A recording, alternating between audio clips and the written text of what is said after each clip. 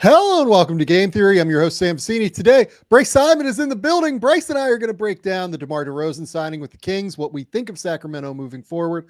We're going to talk a little bit about Orlando and all of the machinations that they've done this offseason. And then we're going to talk a little bit about some Summer League stuff and then some of the other signings. If Bryce is here, we're going to talk about the Pistons because, of course, we're going to talk about the Pistons. The funny thing is I see his face smiling in the bottom of the screen right now because I don't think he knew that going into the show. But let's hit the music first.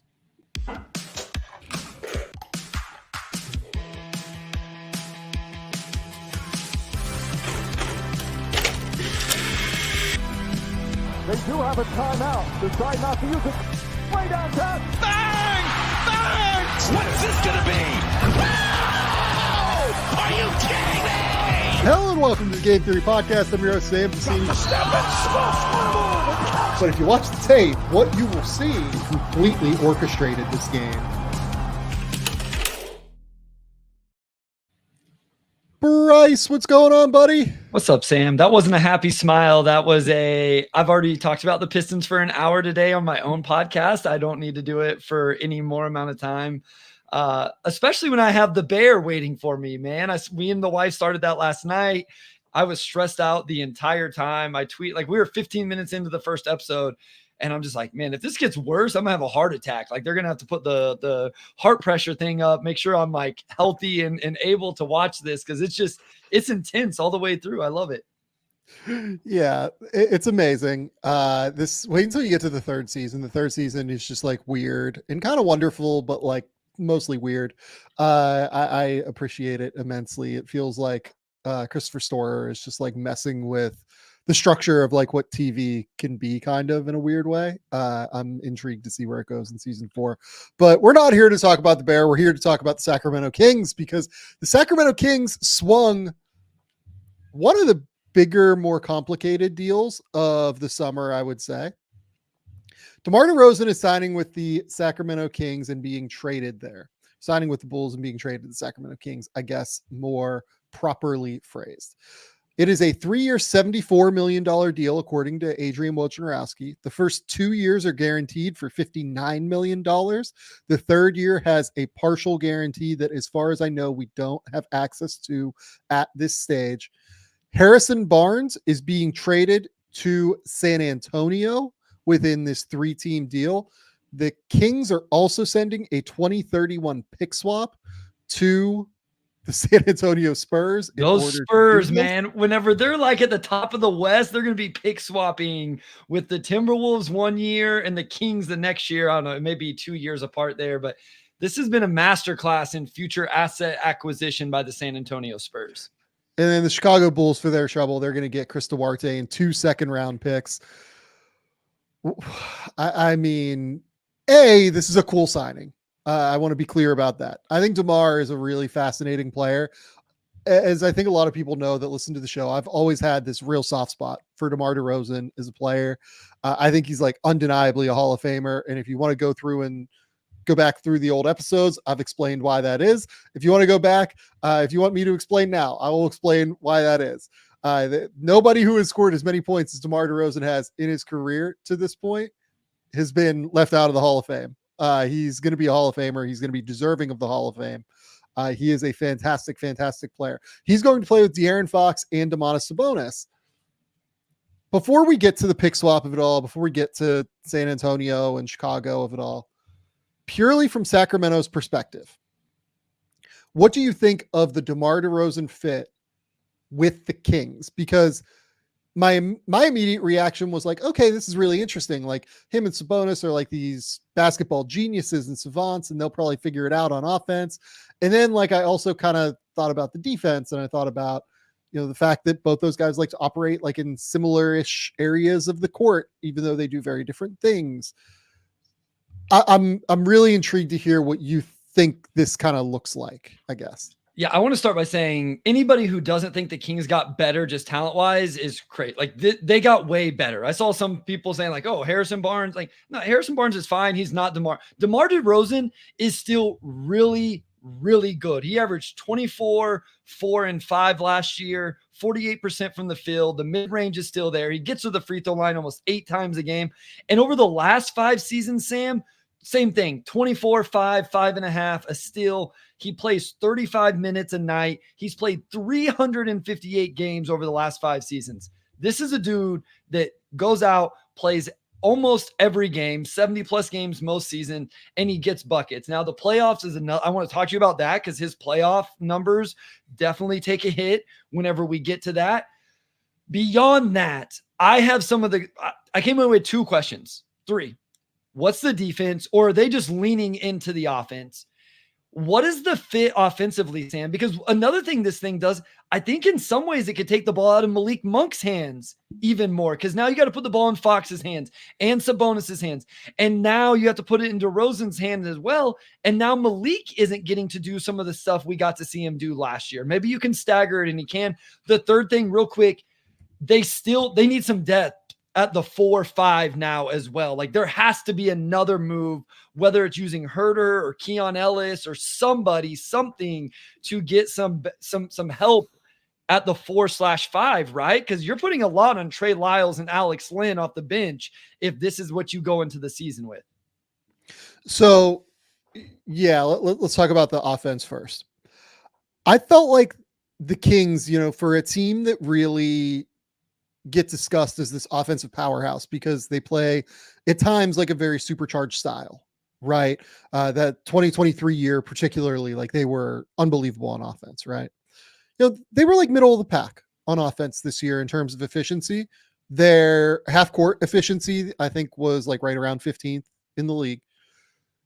They actually like did need a little bit more juice to me. It felt like when they were trying to create in the half court, and DeMar will undeniably give them a little bit more of a bailout option in half court situations that I think they were lacking last season. He and Sabonis, I think together in ball screen situations and dribble handoff situations, I think have a chance to be very devastating, honestly.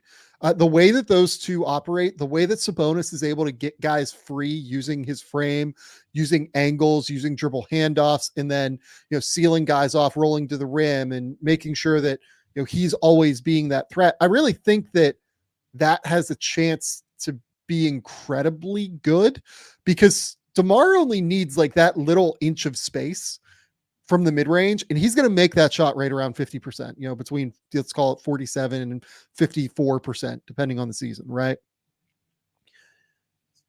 That's the positive of this, is that I really do think that those two together, especially in like end of shot clock situations, and frankly, like DeMar on his own, still being able to create out of isolation in end of shot clock situations, I think will be really, really useful and impactful to them. The question for me is kind of like how this works when the guy that you want with the ball in his hands, who is De'Aaron Fox. Yeah.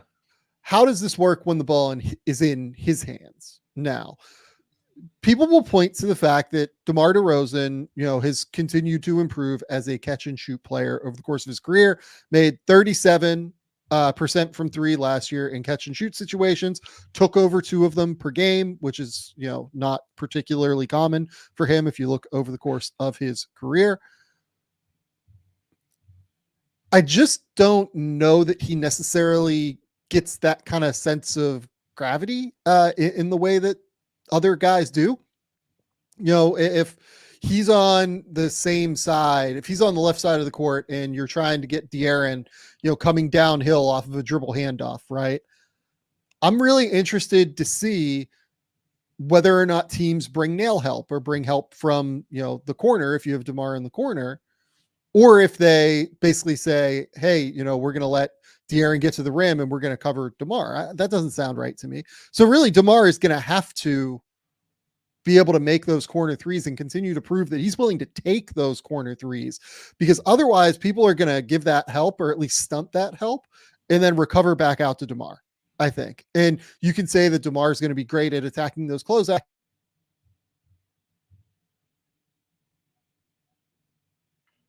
I'll just pick you up off. I cannot hear you right now, Sam. So I'll take over here because I did.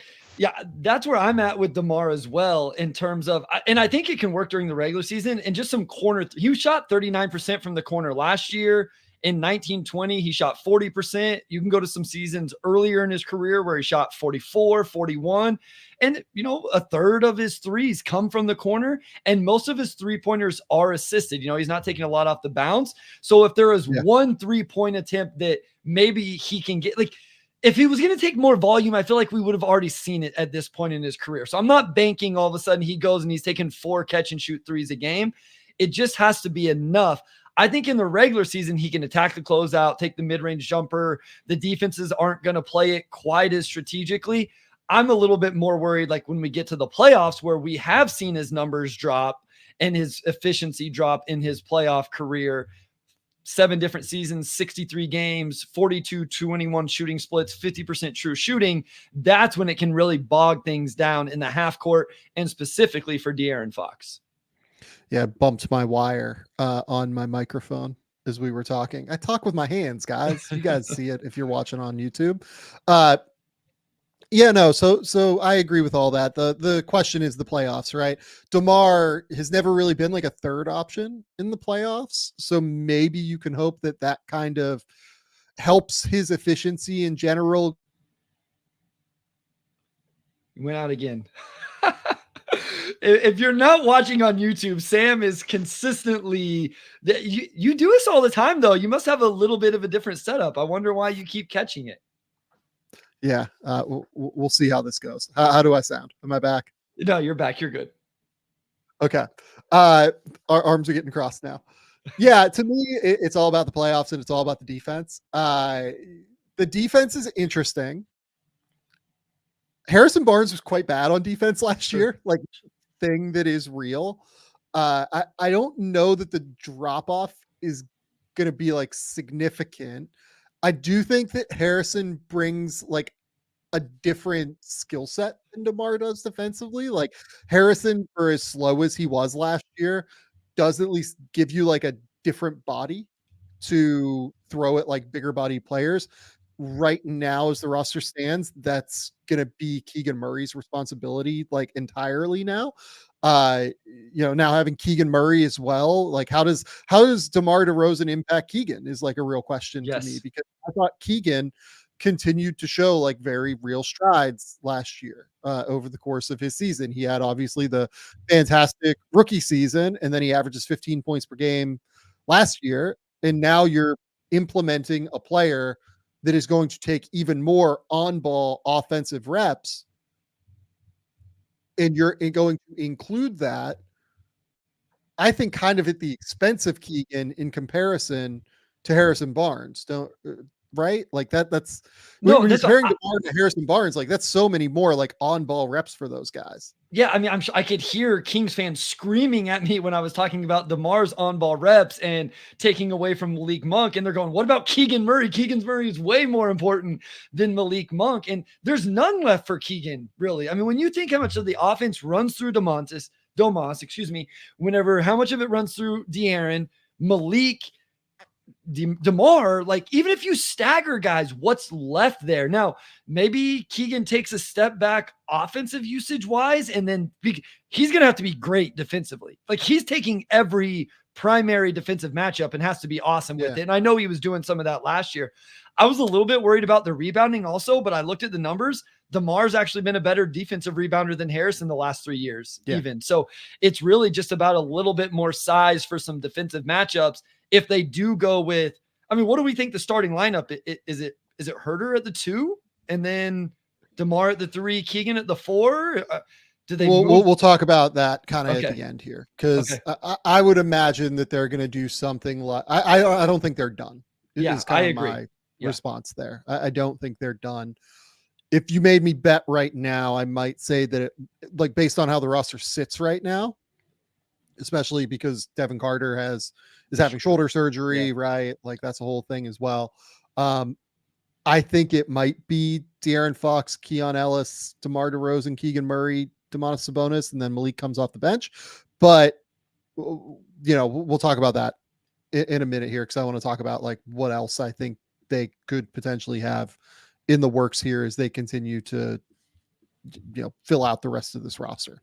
Sure. No, that makes sense. But yeah, the how the offensive usage is spread will be very interesting, but this has the chance to be a very potent offense, like obviously what they do moving but and if DeMar's he's smart enough, he's gonna be able to play off of Sabonis. Like he'll be able to work off all of the high post action and the DHOs and going back door and all of that stuff. That I think that stuff will work and be fun. It's just the chemistry of it all will be interesting how it comes together.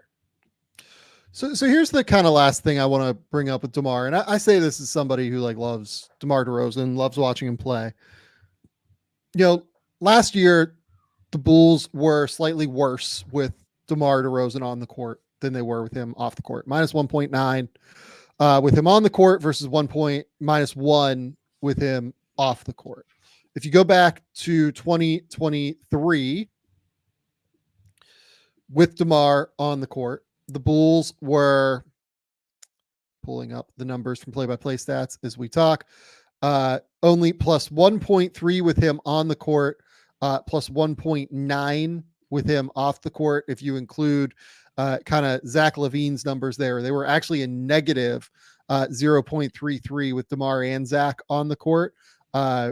With Zach on, DeMar off, they were plus 1.4. With both of those guys off, they were plus 4. With DeMar on and Zach off, they were plus 4. So you could maybe say that maybe DeMar was the one driving positive play there in some respect. But to me, it's more, and you can go back, this impact stuff occurs in San Antonio with LaMarcus Aldridge. Over the last 6 or so years, it's really been a thing that you notice with DeMar's numbers. And I do wonder how much of that is that he takes difficult shots. He takes offensive possessions that can be a little bit less mathematically positive, let's say, compared to other players. And the defense is not incredible. I think this is a really interesting move for the Kings.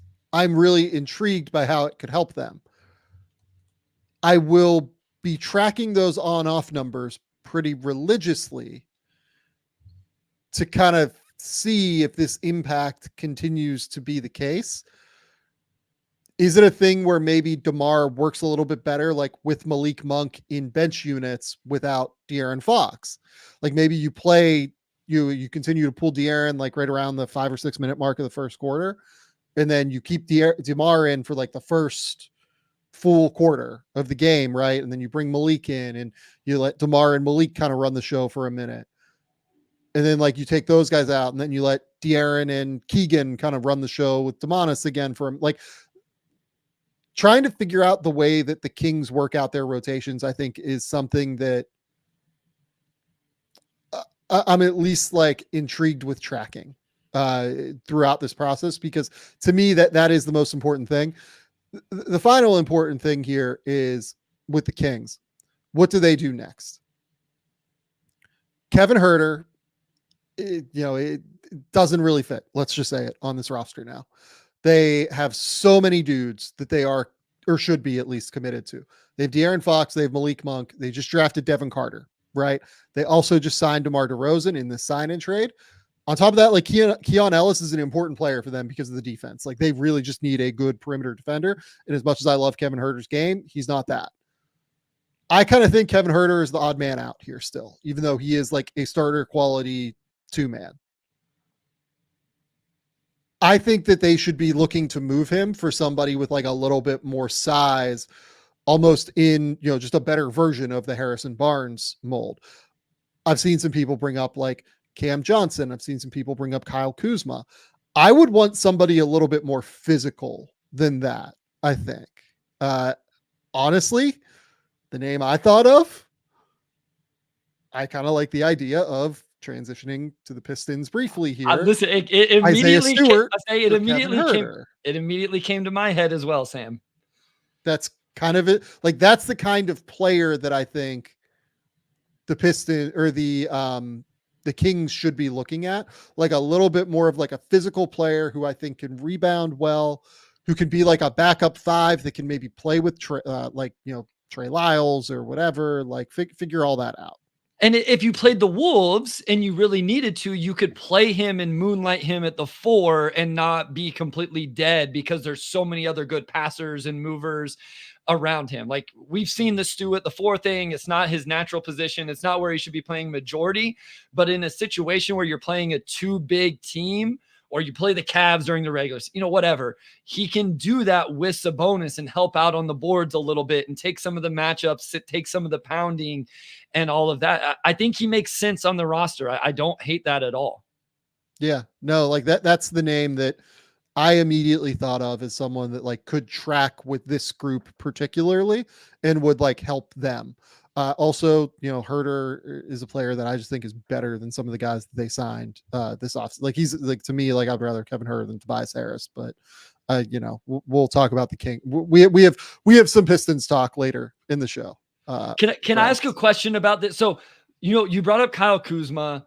The other name for the Kings was Brandon Ingram. So another thing that I thought about was, would I rather have DeRozan on what it took to get him and the contract he's on, considering age, or would I rather? That's where I was at as well, especially when you factor in the money, right? Yeah, so like I am not really interested in giving Brandon Ingram $40 million a year.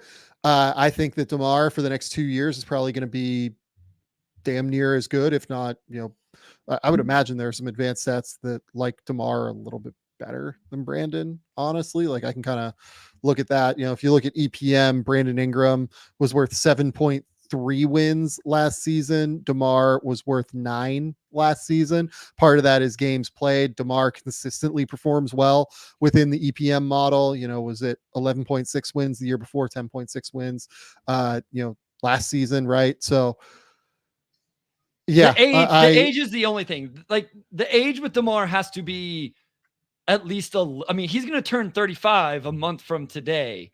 And, if the legs go a little bit or something like that and doesn't get quite as much elevation, you mentioned it earlier, he takes a lot of tough shots. They are from the mid range, but you get a couple inches less on that jump shot. And now that shot's getting blocked or it's harder contested or you're missing short. I agree with you 100% because Spot Track right now has DeMar at 24 this year, 25 the next, and then we don't even know the guarantees on the third year. I think based on the money, I'm with you. I just wanted to ask. The age is the only thing that maybe I could understand somebody saying, hey, DeMar's about to age out. But, again, he played 79 games last year, 74 the year before, and 76 the year before that. A couple other quick notes on DeMar DeRozan. DeMar DeRozan, do you know who his vet was in Toronto when he was a young player there in his second season? No, I should know. I'm trying to make the connection. Anthony Carter. Oh, okay. Devin Carter's father. I saw that. I did see that today. Gosh dang it. Yeah. So I would imagine that DeMar will likely take Devin Carter under his wing as well and return the favor. Look, I think Devin Carter's outstanding. Unfortunately, Devin Carter is having that shoulder surgery that was kind of expected. So for people who don't know, I think we talked about this on the draft show that we did. Devin hurt his shoulder in a pre-draft workout, and this is not new news. This was basically kind of a thing that teams anticipated having to fix. It didn't really hinder his draft stock necessarily. Obviously, he went in the lottery. There's no real reason to believe that this is like a long-term issue as far as I know. I would anticipate that Devin Carter is going to be back, if not for the start of the year, then at the very least by the early portion of the regular season, and this whole thing's going to be fine. Yeah. No, it's just unfortunate. Like I'm sure he would have been fun to watch him. The Kings played today, right? So, we could have watched him play today. And then obviously in Vegas when we're out there and all of that, it just, hopefully he heals up, everything's good. And he's ready for, hopefully for training camp, because that is one thing, this is an important offseason for these rookies, especially trying to get acclimated and used to things and all of that. So hopefully it's a quick recovery, full recovery, all of that. Yeah. To me, this is an incomplete roster. I want to see what they do in the front court. I think they need another bigger frame guy, like another like 6'8", 6'9", 6'7" if strong, right? Bigger bodied guy who can maybe play a little bit of the 5, but probably more of the 4, and can handle some minutes here and there. This is an important piece for them, just to be able to match up in different ways against good teams.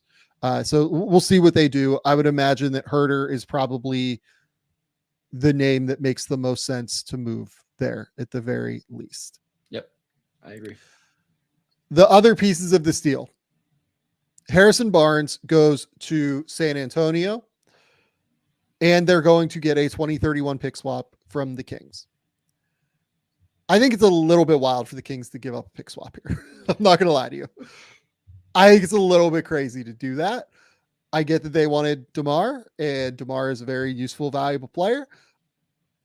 I did not like that aspect of the deal for the Kings.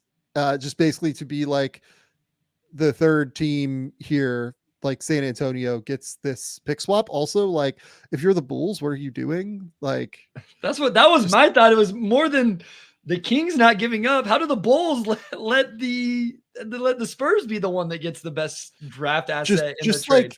Like, keep your cap sheet open. Don't sign Jalen Smith or whatever. Like, if you know that the DeMar situation is like hanging over your head, leave your cap sheet open enough to where you can look into taking a Harrison Barnes in a pick swap kind of deal. That makes more sense to me, right? The Bulls. Oh God, we'll get to them in a second. For San Antonio, great work just being a third team here. They give up a second rounder to move off of Devontae Graham and like the minimal money that he had guaranteed, right? Good work there to move that money off of their books and be able to get this pick swap. Yeah, look, like Harrison Barnes, like he's a vet. He's a useful, valuable player in terms of like being able to knock down shots from the corner. I kind of think that is what it is at this point, basically. Like, I think he can knock down corner threes. I would want to keep him in like maybe like wing threes. I'd want to keep him to that kind of role at this point of his career. But, like a vet that will probably be somewhat useful for them in terms of eating minutes around a Victor Wembanyama team that hopefully is going to take a bit of a leap forward this year. Yeah, I think he's a really nice add for them in this situation where he's not so good that you're going to win too many games if you kind of want to stay in the hunt for this 2025 class. But I'm not going to say that because it's not the same thing. But he can come off the bench, play the 4. Like, I don't know that you have a guy behind Sohan. He gives you something different than Jeremy gives you in terms of knocking down those corner threes. You want a little bit more spacing, you can put him in there. I think it's fine. The contract isn't crazy. It'll be a $21 million expiring next year. If you need to get off of it, if you need to add it into a trade, if they go star hunting for somebody and they need $21 million because I guess they have enough other salaries. So they got some other guys they could have used, but it could be used with that. But really, this is about that future unprotected pick swap in 2032. Like I said, just they did a great job in terms of getting future assets whenever they should be really, really good. And then they're still going to have opportunities to get high picks. I also, because I assume we won't talk about them, the other team that did a good job, I thought, this summer of using their cap space was the Hornets getting Josh Green, like getting that in the Mavericks, trade for Klay Thompson. I thought that was really good by Charlotte. I like Josh Green, so I thought that was good for them. Yeah, no, just like really sharp work by Brian Wright, kind of stepping in when the Kings needed somebody to help out. Right, this is how you get these little value adds. Right, the Spurs have they have a pick swap from the Derek White deal, if I remember correctly, with Boston. They have one coming from San Antonio from the Rob Dillingham deal. They have this Minnesota. They have one coming from Minnesota. I'm sorry, from the Rob Dillingham deal. They have this one. Like they're just kind of continuing to accumulate these, and you just never know what they're going to look like in the future, right? These teams are building for now, and the NBA tends to be quite cyclical, right? Looks like they have one with Dallas as well, if Spot Track is right. So yeah, I believe it. Sure. So yeah, their asset chest is full in San Antonio. That's for sure. Yep. The Bulls on this side, they get Chris Duarte and 2 seconds. Look, like, I don't really think we can consider Duarte much of a prospect at this stage anymore. He's quite old, even though he's still on his rookie scale deal. I believe he turns 27. This is his age 27 season. Yep. Yeah. So just turned 27 in June, actually. You know, for a guy that started really well, like had a really solid rookie season in Indiana, it just has kind of turned. He got hurt, if I remember correctly, in that second season in Indiana, and just nothing has gone right since then. When I watched Kings games this year, I thought he was like borderline unplayable, just to be completely honest with it. And a big part of that is that the shooting has just not translated since the injury, realistically, in the way that I think we all hoped when we liked him pre-draft, right? And why he ended up going in the lottery for the Indiana Pacers. Yeah, like he's a little bit too skinny to defend at a super high level. And if he's not shooting, he's just not a valuable offensive player. I really hope that being, you know, further and further away from what I believe was a shoulder injury, if I remember correctly, can kind of get him back to that level that he needs to be back to as a shooter. And, you know, maybe he can be a rotation player, but I wouldn't expect much at this point if I was the Bulls. And at this point, they've got to just sell out, right? Like that, you got to find a way to get off LaVine. Would you attach something to LaVine, or is it worth getting off? Is it worth that to get off of that contract for you? Where are you at on that? Because to me, that seems kind of steep. If you're going rebuild, sending out a first round pick to get off of that contract seems counterproductive. And so I have a hard time reconciling that if I'm the Bulls. Yeah, I think I'm just letting LaVine personally. If I'm them, I'm trying to let LaVine cook to start the year, rehabilitate his value, and see if that is doable. I think Zach LaVine still has a lot left in the tank. Like I'm not gonna lie. Like I don't get why people think he is like garbage now. He's a really good basketball player. I get that he is overpaid for what he is, Sure, but he is not so drastically overpaid. I guess he is like in this second apron era where teams are avoiding the second apron like the plague. I think that there's been like a weird overcorrection on Zach LaVine within the marketplace. If I was the Bulls, I would not give up what the steaming asking price is, according to Bobby Marks. Bobby Marks, I feel like, is the only person that I've really heard say this, but like the fact that they haven't moved him yet makes me think that Bobby is right, to be honest with you. Look, he wasn't right coming into the year. He averaged 19 points per game, but you go back and you look at his previous, 4 years with the Bulls, multi-time All-Star, 26 points per game, 48, 39, 84 from the field, unbelievable scorer.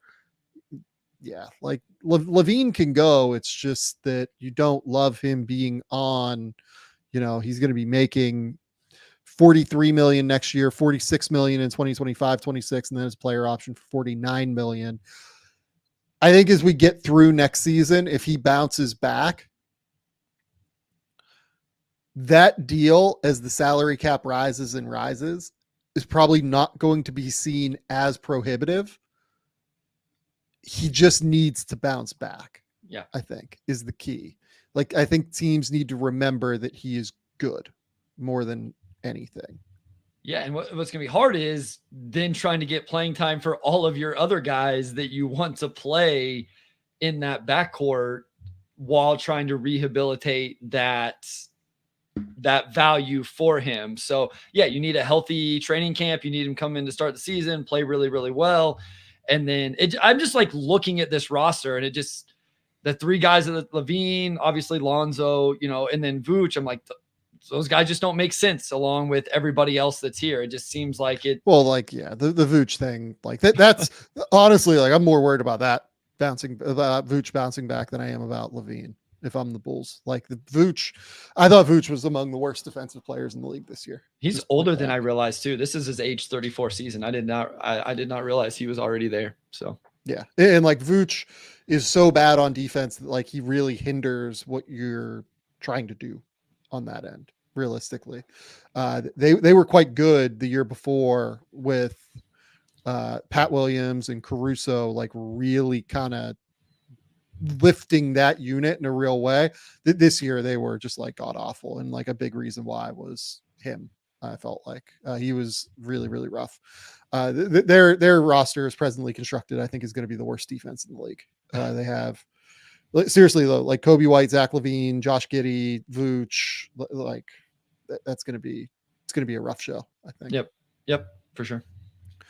Okay, that gets us through that deal. Let's go to Orlando now. Okay. Are you as surprised by the backlash to the Franz Wagner max as I am? Yeah, a little bit. I just came across a tweet that was just like kind of crushing him. I'm not surprised that people question it, because I feel like people always question these. I'm sure there's people out there questioning the Cade Cunningham one as well. And so I shouldn't be surprised. I will say I wasn't surprised, I guess, that he got it, is what I would say. I'm not surprised there's people questioning it, but I'm not surprised by it. Yeah, I'm pretty surprised by it. And part of this is the way it was announced, right? The way it was announced was as a 5-year, $270 million deal with all NBA language in it, right? If Franz Wagner is on a $270 million deal next year, it's because he made all NBA. If Franz Wagner makes all NBA next year, this deal looks like a steal, right? Yeah. So realistically, the way you have to talk about this is a 5-year, $224 deal, which is basically what like Tyrese Maxey got, which is basically what it's the same as Scotty and Cade and all of them, right? Right. Exactly right. Franz Wagner is a real creator at 6'9". He is, I believe, 22 years old still. Yeah, 22 years old, will be 23 before the season starts. He averaged 19.7 points per game this year, 5.3 rebounds, 3.7 assists on a 2-to-1 assist turnover ratio, shot 48% from the field. He just shot poorly from three. That's really all that happened here this year. Yep. If he had shot well from three, which by the way, in his first 2 years, Franz Wagner shot 35 and 36% from three. He is easily a 20-point scorer. Yeah. Like I see somebody in the YouTube chat saying like, saw a stat comparison of Wagner and Denny Avdia, very close. No, guys, no. I like Denny a lot. I think Denny's really good. The level to which Franz is more flexible and creative out of ball screens, the level to which that he is able to create for a real team, not for like a catastrophic trash fire of a Wizards team. Franz Wagner averaged 20 points per game as the second leading scorer, the second clear offensive option on a team that did not have many offensive options in terms of creativity behind Paulo and him. He did all of that on a team that was a top 5 team in the Eastern Conference this year. This is a no-brainer to me. This is like this is an easy max to me. Forget, like maybe people are just adjusting to the new reality of what like max contracts look like, but we're going to look at deals signed this summer and almost all of them are going to be real, very significant pay cuts in like positive contracts compared to what's going to happen here in like 3 years, 4 years when Franz is in the middle of this deal, because the cap is going to rise and rise and rise up to like 180, $190 million. And somebody like Franz is going to be making at that point when it's $180 million, what, like under 20% of right now, the cap? Yeah, it's right around 25 to 20 to 25 right now, and that's with the cap with where it's at. So, yeah, like to me, this is like this is easy. This is so easy to do this. Here's what other choice do they have? Like, if that's what he wanted, are you going to take Franz to restricted free agency next offseason? Is like, are you going to play that game? How are you going to replace him if he like, I just don't. And listen, you won't find a bigger Denny Avdia fan, but Denny was awesome last year. I think context is important. And you mentioned that. Yeah, the rebounding, the assists, all of that. Denny has 1 year over 10 points per game. Franz has 3 over 15. And as you said, almost average. Like, even if you want to go this last year, Franz was barely under 20. Denny was under 15. There's a difference in those 5 points per game. And if you want to go to the shooting, Franz is a career 33% shooter. Denny also, like, he's had 1 good year of 3-point shooting this last year. So here's where it holds up, Sam. Here's where the questions hold up 100%. If you come to me and say, hey, his first 2 years of almost 160 games of, what would this be? Over 600 3-point attempts. That's the outlier. And what we saw this season is actually what he is as a 3-point shooter. Then, and what we saw in college where the numbers were a little lower 30s, then I'll listen to that. Like, that's fair. Like, if you want to back that up with something, I can hear that. But that's the only counter to this being not the right move for Orlando, right? Like, there's no other way to pick this apart, is there? No, I think Franz is going to be an all-star like within the next 2 years. I will say that right now. I think Franz Wagner is an all-star within the next 2 years. Point blank. As soon as the shooting bounces back to the level that we've seen from Franz over his career, realistically, like over the course of his career, he is going to be averaging like 23 points per game. Oh, by the way, he's a really good defender. Like, this is the other piece of it that like is getting lost in this conversation. He's a really, really good defensive basketball player. He guards multiple positions. He's always available in help defense. He is like athletic enough and laterally quick enough to be able to guard like twos. You don't want him on like the quickest guys in the world necessarily, but like, he's really switchable. This is like baffling to me that there's even like a conversation about this right now, to be honest with you. Like, this is seriously, if you look at like estimated wins the last 2 years. Well, this was right? it. Like, what do the advanced stats say? Because that's my thing. He shot really bad. There's no denying how bad he shot it this year, but I still feel like he was a really good player, even having an awful shooting season. So Scotty Barnes, the last 2 years combined, has been worth about 14.2 estimated wins, according to dunksandthrees.com, the EPM model, which is like a really, really useful kind of, I think it's the best all-in-one metric right now, right? Okay. Do you know how many Franz has been worth? Wait, what did you say? What did you say Scotty was? 14.2. 20. Yes, 21. He's worth 21 the last 2 years. Franz Wagner this year put up 10.3 estimated wins, which is basically in the ballpark of, let's see the names where he's around. Chet Holmgren. Domantas Sabonis was at 11.3. Jalen Williams was at 10.2.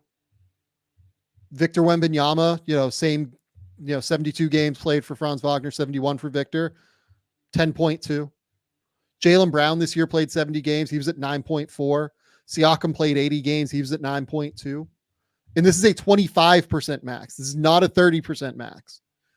Unless he makes all NBA next year, at which point everybody is like, oh my God, what a steal. This is an unbelievable deal. This is a 25% max. This is the easiest decision to max him. Like, this is you max him 100% of the time, and it works out at the very least 80% of the time, as long as he stays healthy. It's funny. I'm reading through my notes from the season as we're talking about this. He's also, like, you talked about all the stuff he does on the ball, right? Like his craft, he has real good craft. He Euro steps, touch around the rim. Yeah. I bet in 4 or 5 games, Sam, I put, he's an incredible cutter, maybe the best off the ball mover in the NBA. Like, so here's the thing, like, he has the on ball stuff, but then he plays perfectly off of Paolo off the ball as well. So listen, I'm not even the biggest Franz guy. One of my first episodes, I got crushed because I came on here and said Paolo was the best player on the team, and Magic fans took offense to it and got mad at me. But like, yeah, I will defend Franz in this conversation. Like, I'm not the biggest Franz guy, but I'm just reading through my notes going, like, he was still able to do all of this stuff even without the 3-pointer going. And if, like you said, if it comes back, then he's a 23, 24 point a game guy with the defense, the passing, everything else. Like, this is just what you do. Like, that's why I said I wouldn't have thought otherwise. Like, I feel like the bigger conversations are the ones we had and somewhat predicted and talked about was they're not going to do it with Jalen Green. They're not going to do it with Alperen Şengün. Why haven't we heard it with Evan Mobley yet? Like, those are the ones that I'm like, I wonder what's going on there. What are the decisions behind these? Not that Franz did get it. That I didn't scroll and stop and think about it. I just kept scrolling like, yeah, that makes sense. Okay, what's next? Yeah, at $47 million in 2028-29, Franz Wagner is slated to be at 23% of the salary cap next year. In 2028-29, when that's like among the most expensive years of that deal. This is such an easy max to me that it's a no-brainer. Yeah, like I was someone that thought, like, coming into the year that Franz was a little bit better than Paulo. He's not. Like, the level of defensive attention that Paulo gets is just like so significant, and it's impossible to overstate. But I think Franz is an awesome two-way player. And if we were looking at two-way wings in the NBA right now, under 23 years old, it's him, it's Jalen Williams. There are not many others that come to the mind immedially. It's a really valuable archetype, Sam. We just saw a team win with their two best players being two-way wings. And we just talked about this, a month ago, about being able to build around these type of players. And he is a real two-way wing. And the one thing I will give anybody coming at us about it is, yes, a whole season and sample of him not shooting well isn't something to just scoff over and overlook. It's not. It's not. But if you have any belief that is not what he's going to be, if he's going to get back up into the 30s, mid 30s, all he has to be is mid 30s. He doesn't have to be a high 30. If he's 35%, he's golden. If you believe in that, he's an incredible, as you said, one of the best young two-way wings in the game. This is just like a really smart offseason to me from the Orlando Magic. Obviously the KCP signing, they go and they poach, one of the more important players on the Denver Nuggets. Perfect fit for what they're trying to build, a defense first organization. Yes. With floor spacing, let Paulo, Franz, and Jalen continue to grow into their games offensively. Gary Harris and Mo Wagner, these guys signed, 2-year 14.5, 2-year $22 million deals, both team options on the 2025-26 seasons of these deals. So they have flexibility there moving forward. And finally, the Jonathan Isaac extension is awesome. I was just looking at that. That's just, it's the one time you can go down by more than whatever the percentage is, right? So they're paying him this year, and then it's down to, it's the MLE the rest of the contract. Yes. So Jonathan Isaac got a 5-year extension that was reported, I think, at like $87 million or so. Realistically, only $48 million of that is guaranteed. $25 million of it this season. Yep. In 2025-26, it's $15 million. All of that is guaranteed. Yep. The next season is $8 million as a partial guarantee, and then 2 non-guaranteed seasons after. Wow. If Jonathan Isaac is healthy, Jonathan Isaac is like one of the 10 best defensive players in the league. He's good. Honestly, probably one of the 5 best defenders in the league, but let's, couch it and say 10 as he continues to come back from injury, right? This is an awesome renegotiation and extension. This is just a deal that even if he does get hurt again, yes, you have to pay the $15 million next year and the $8 million after. You really are hoping he stays healthy this year at the end of the day. If he stays healthy for this year, it's only $23 million guaranteed for 4 years. And that deal becomes a real significant trade chip, because you could do something like move him to another team if they just, like, if he gets hurt and, God willing, this doesn't happen. Right. And with him, God is important. So let's say God willing, 15 million the next year, 8 million the year after. So 23 million guaranteed, right? 23 million over 4 years. You could stretch that sure. Yeah. to 9 years if you want to, and make it so that you only owe him then, what would that be? 2.6 or so million dollars, something like that, over the course of the life of that deal. And then if you decide to move him after that, and it's 15 years or 15 million over the course of 3 years remaining, if you want to move the full salary, you'd have to guarantee the full salary of it. It would be 15 million over the course of 7 years. So it's like 2.1 million if you wanted to stretch it, right? So this is a deal that is an immediate trade chip, basically from the moment that he signs it, or basically from the time the calendar turns to the 2025 offseason in July next year. This is basically an automatic trade chip for them, just structurally, and it's really easy. And we hope that Jonathan Isaac stays healthy, to be clear, because if he does, he's a significant value to them on this team. But I'm saying in the worst case scenarios here, and he gets hurt, and you really hope that doesn't happen. But even in the worst case scenarios here, this is an immediate trade chip for the Orlando Magic. Well, no, so I say the other side of this is if he stays healthy, and I don't see any reason why he wouldn't stay at his impact defensively. Again, you have a guy that's on the MLE for the first couple years after this season, and then probably below the MLE on those final 2 years. Yes. And like, it's an insane contract if he stays healthy. So you're just placing a bet on that. And I'm just looking through this roster of the defense is incredible throughout, in the backcourt. And then you have him, you have some real depth, you have some floor spacing now with KCP. It's a really, really interesting roster. I don't know what tier they're in, where they're ranked or whatever in the Eastern Conference. I'm sure we'll do that down the road whenever the dust settles, but it's a fun roster that, like I say, just this defensive first mentality, and they continue to add guys and keep guys that fit right into that. And they have depth, Sam. They have 3 quality centers on this roster, not counting Jonathan Isaac playing some time at the 5, because they have Wendell Carter Jr.'s on a silly contract. That's contract silly. And then they brought back Mo, they brought back Goga. You have Isaac. Obviously, Paulo can play the 4. That front line and the depth there is insane. And they have all of their picks moving forward as well. They have a Denver pick on top of that as well that they can move, that will be coming. I would guess it will be coming this year in 2025. Yeah, top 5 protected. Yeah. They also have Anthony Black and Jet Howard, who they drafted in the lottery last year. They have Tristan Da Silva, who they drafted this year.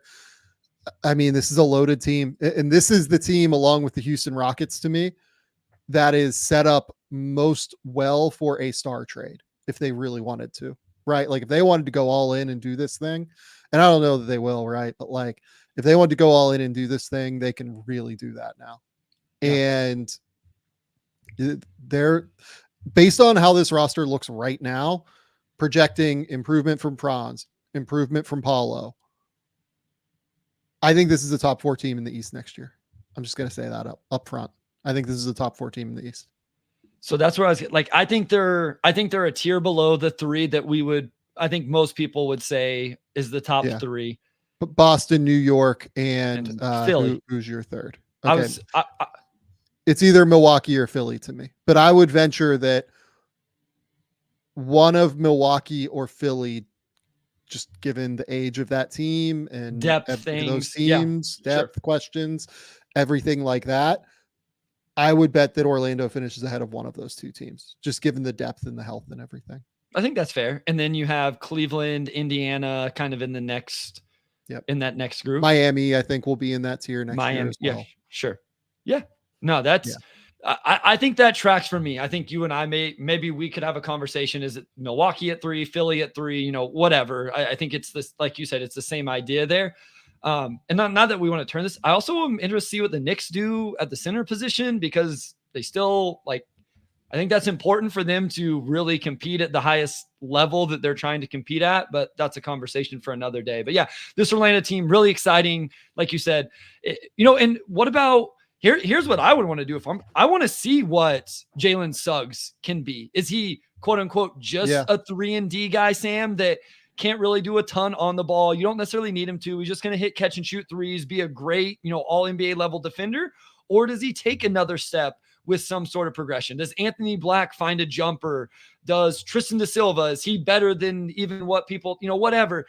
I would spend another 50 games figuring out what are these guys beside Paolo and Franz, and then decide if you need to go get and who that quote unquote third star would be. I wouldn't jump the gun and do it before I know exactly who some of these guys are. So this is the final question here, Bryce. The real thing that remains hanging over Orlando's offseason to me is the Jalen Suggs extension. I hope they get it done. I want to see this team grow. I want to see what they look like in the future. I want to see what they're capable of bringing to the table. That's where I'm at. I think that this group has serious, significant upside. And to me, Suggs is an enormous piece of that. He's really their tone setter, in my opinion. Look, people are going to laugh when I say $30 million a year, but I've been saying $30 million a year for Jalen Suggs for months now. Basically, he's better than Jordan Poole. He's better than, Tyler Hero to me. He's better than he's better than Emmanuel Quickly. I was gonna say, right? That's who we did the Emmanuel Quickly conversation, because when you said 30, I definitely had the reaction that most people are going to have. And then you threw Quickly at me, and I kind of had to pump the brakes a little bit, because I would rather get Suggs somewhere around 25, like somewhere in there. But if I'm Suggs representation, I'm saying I'm more impactful to the game than Quickly is. And he's making, starting at 30, going up to almost 40 throughout the life of his contract. So Jalen Suggs is an all defense guy that averaged 13 points, 3 rebounds, 3 assists last year as a 22-year-old, shot 47, 40, 75. The 3-point Emmanuel percentage. Quickly. Yeah, totally. Emmanuel Quickly had 17 points per game last year, 4 rebounds, 5 assists per game. So the counting numbers are better, undeniably, but then you throw in being one of the best defensive guards in the league, point blank. And I think that makes up the difference, if not more so, honestly, to me. But the number will probably fall within the $25 to $30 million range. I would venture it'll be, 5 years, 4 years. If it's 5 years, I would say it'll be 125 to 150, somewhere in that ballpark. I'm Orlando. Can I use the Derek White contract as a counter and say, listen, Derek White's making 28 first year, 30, 32, 35. We can't pay you more than Derek White? Or do they come back and say, well, I'm younger than Derek White, and that's... Well, to me, if I was Wasserman and I was Jalen Suggs' representation, I would just say Derek White decided to sign the extension that he was under the collective bargaining agreement maxed out at signing. Yeah. Right. Yeah. And because of that, Jalen is allowed to get more money. Derek didn't get true market value on his deal. Correct. So look, I don't think the Derek White deal is a bad comparable. Like if I was Wasserman and I was Jalen Suggs' representation, I would start there and say, like, look, this is the deal we want. We want to stay here in Orlando. We love it here. We love growing with these guys. We're fine with 30. Let's rock. Right. Yeah. And by the way, people are going to look at Jalen Suggs at $30 million a year. Let's say he's making 35 or so in, what would that be? 27, 28. That deal is still going to look absolutely incredible, because $37 million in 2027, 28, that is 19% of the cap. And that's totally reasonable for a starting caliber guard at that point. Yep. And I think Suggs is going to be better than that. So yeah, fantastic offseason for Orlando. They did a great job. I have no complaints here. Let's buzz through some other names here. Okay. Miles Bridges, 3 years, $75 million to Charlotte. This is a deal you and I just wouldn't have done. Let's just be real about that. Certainly I wouldn't want Miles Bridges on my team. I wouldn't want him anywhere near my organization after, the charges that he pled no contest to involving his, the I guess, mother of his children at this point, maybe is the best way to put it. Yeah, look, to me though, like for Charlotte, I don't even love this deal for them. I thought this was such a great opportunity for them to move into a different era, maybe, of basketball that doesn't involve some of the past, guys that made this team so unwatchable. Miles Bridges to me takes up a lot of offensive possessions. Yes, he's a good fit with LaMelo in transition. To me, I would rather let Brandon Miller kind of grow organically and like kind of thrive a little bit more, as opposed to bringing back Miles Bridges and having him kind of take possessions. They take possessions in different ways. Like Brandon can run ball screens. Brandon can be like a spot shooter. Everything comes a little bit easier in flow for Brandon than it does for Miles, certainly. But I would have not done this, even beyond you can say it's an asset, right? Let's remove everything from the Miles. You can't really remove it for reasons I'm about to go into, but let's even just say, like, from an asset perspective with Miles Bridges, right? Let's say you figure out that Brandon Miller and Miles are not a great fit, right, on the court, and you have 3 years, $75 million with Miles Bridges. This deal to me is, I don't think it's like untradeable, right? But he artificially has a lower market value around the league because there are going to be teams that just won't do this, right? Yep. There are a number of teams that just do not have any interest in having Miles Bridges on their team. That's real. I understand the idea of being like, we don't want to lose the asset,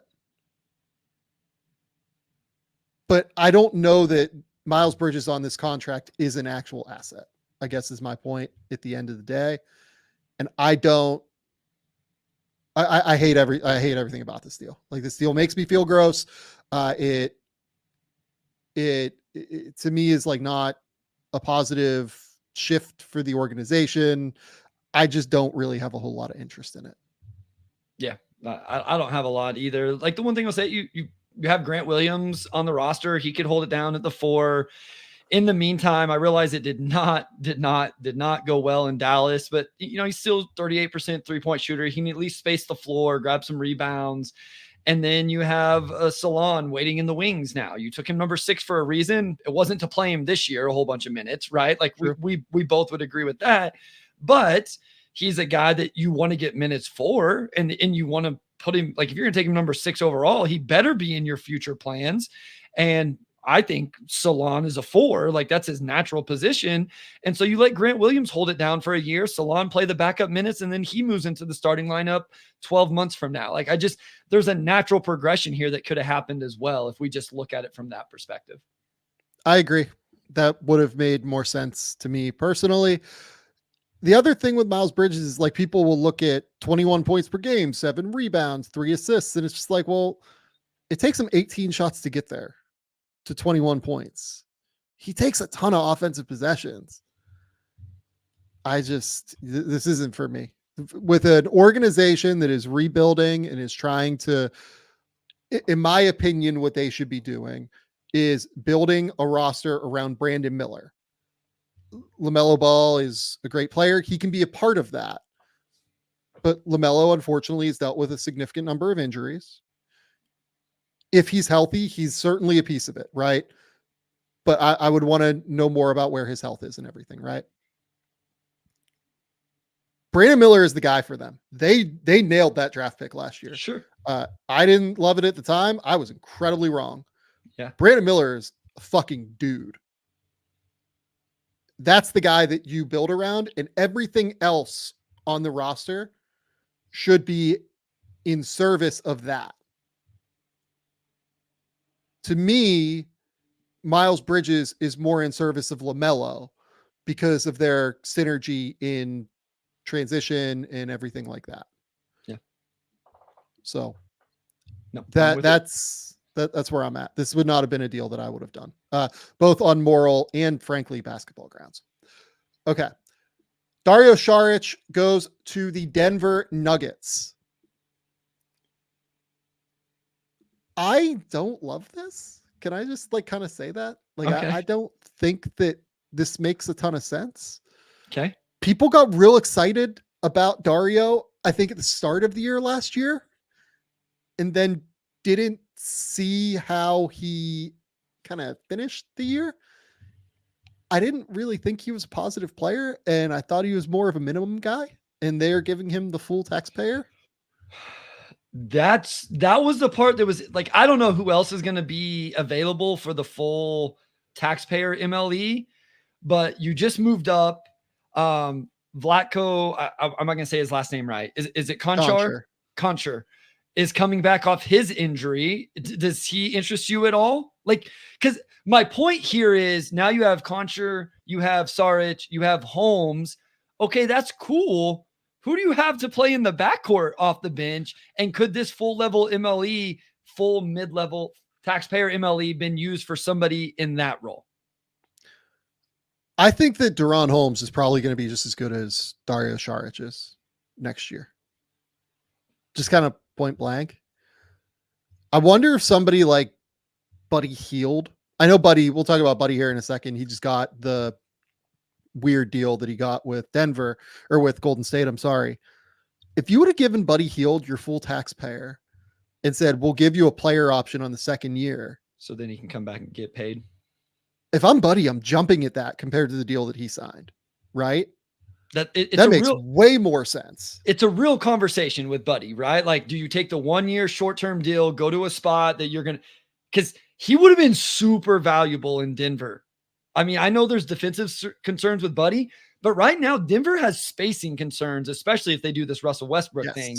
So Buddy would be, because Christian, as much as I like Christian Brown, he's not a volume floor spacer. Peyton Watson has to play now. He's not a floor spacer. Aaron Gordon up and down, maybe, whatever. Like somebody like Buddy would provide a ton. In Golden, I know we're going to get there, but I just like looked through that Golden State roster. I'm like, how are they going to hash out playing time for all these guys? It seems like a lot of dudes who need to play and want to play. So yes, it would have been interesting if they could have convinced Buddy, hey, 1 year, come play for us, however it works, and then get a bigger number next offseason. Yeah, no, I agree. That would have made more sense. And look, we're talking about a guy in Buddy that, obviously late last season didn't look great, right? Like Fair. that's another factor here. I heard the name Gary Trent connected with Denver. Maybe that's where they're going to look to fill that role, right? But Gary Trent's, they've just used their taxpayer mid-level. Maybe you can do like they have a trade exception from the Reggie Jackson deal. Okay. Maybe you can structure one of these as a trade exception, and then you still have your mini mid-level. To me, all of this is so stupid in comparison to just not signing Kentavious Caldwell-Pope. You did all of this to get this flexibility, right? You avoided the second apron to maintain your flexibility. And your flexibility is now being used on like Dario Saric instead of Caldwell-Pope. I get that there are other things that come with the second apron, but this is just silly to me. And here, everybody knows I'm the biggest Deron Holmes fan. It's not even because I'm a fan of Holmes, but like you've drafted these guys. Put it this way.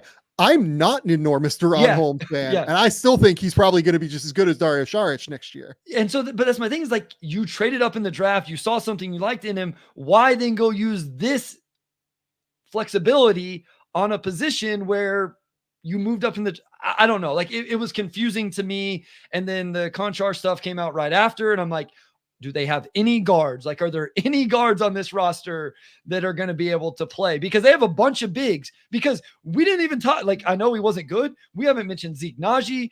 I almost said DeAndre. DeAndre Jordan came back to they have a ton of bigs, not enough wings and guards right now. Yeah, no, I agree.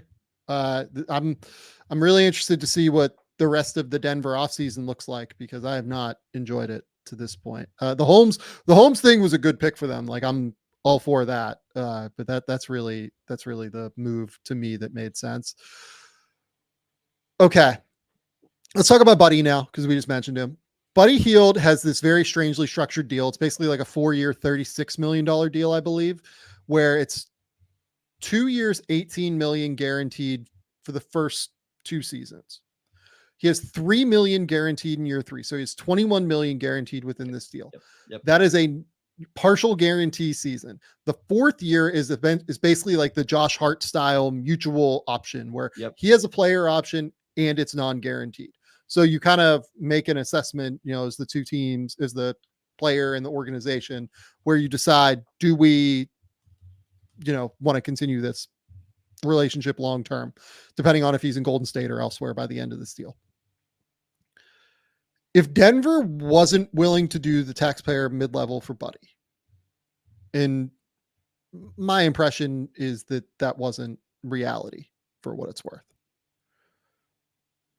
If they weren't willing to do that, I think this probably was the best deal on the market for Buddy. I don't think it made sense for Buddy to be a minimum guy somewhere. Sure.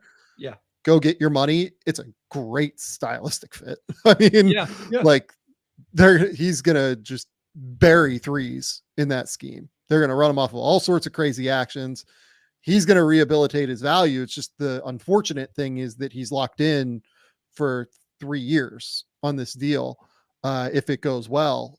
So, yeah, I think Golden State has all the upside in this deal. This is a great contract for Golden State, I think. Yeah, no, I was looking at, because that's what I was considering the minimum for Buddy. But whenever he would have lost 3 million this year, but getting back on the market next year, he would have made that back up if he would have, had any sort of decent season. Yeah. So like with Buddy, right? Like if he takes the minimum this year, it's what, 2.8?